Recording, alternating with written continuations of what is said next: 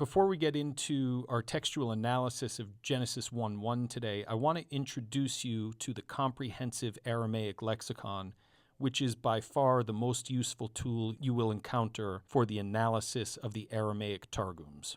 If you've never heard of the Targums before, I'd like to refer you to my interview with Dr. Paul Flesher, an expert in the Targums, and that will provide you with the necessary context for what the Targums are and are not. You'll find that video in my Biblical Aramaic 2 collection on the Patreon page. Now, the most useful tool for analyzing Aramaic texts is the Comprehensive Aramaic Lexicon, which, fortunately, is free. And so I want to spend a little bit of time showing you how to use it. So in your browser, type in cal.huc.edu, cal.huc.edu, and it will bring you to the page that you see here. Now, I can't possibly go through everything that's in the Comprehensive Aramaic Lexicon website tonight, but tonight I want to at least show you how to access the Targums. So we're going to go over to the left and select Search the Cal Lexical and Textual Databases, and you should see this screen pop up. And then we're going to go to the Targum Studies module, and we're going to select Browse a Single Targum. And since tonight we're reading Targum Onqelos of Genesis, we're going to go right here and select that. Now in our next unit we're going to be using Targum Neophiti and Targum Pseudo-Jonathan, so you can see those there. But for tonight we're using Targum Onqelos, and so we're going to click that. And since we're doing chapter 1, well, we select that, and voila.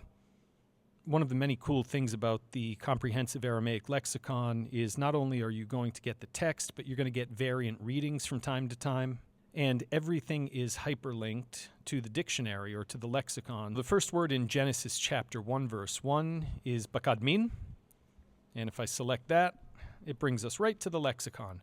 Now, you'll notice immediately that the first word is ba, and this is an agglutinous preposition, which is transliterated with just a B, and the underscore indicates that it is attached to whatever follows.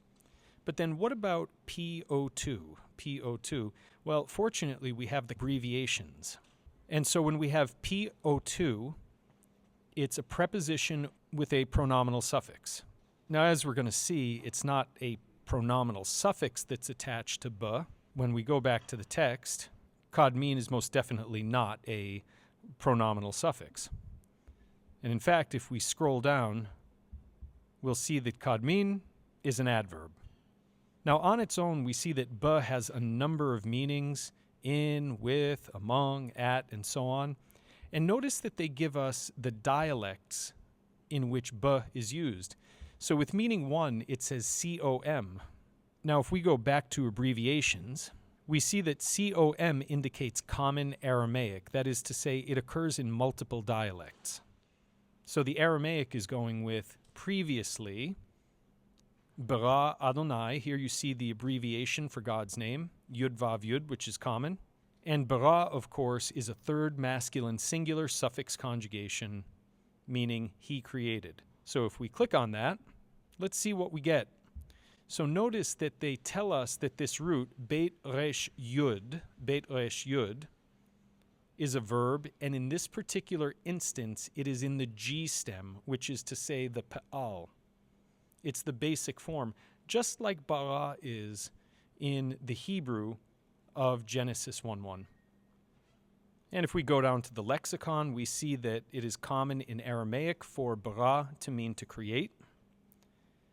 And specifically, in Jewish Babylonian Aramaic, it can mean to get well, but we're not reading Jewish Babylonian Aramaic here, and therefore we don't want to even entertain that meaning. Now notice what's not included here. It does not tell us that this instance of the word is a third masculine singular suffix conjugation. So the Comprehensive Aramaic Lexicon only gives a partial analysis. But hopefully what I've done here in showing you how to access the text of the Targum Onqelos in the Comprehensive Aramaic Lexicon will give you enough to get started so that you can start tinkering around with it.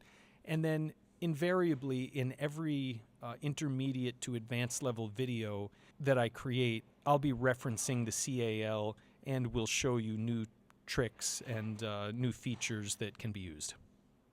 Okay, so we see that the Aramaic of Genesis 1:1 is bikadmin. Notice that it's vocalized a little bit differently in this text that we're looking at. I hope you enjoy the videos on this channel, and I would appreciate your considering becoming a member of one of our premium tiers so that you have access to all content that I produce. Thanks for checking out Biblical Languages and Literature.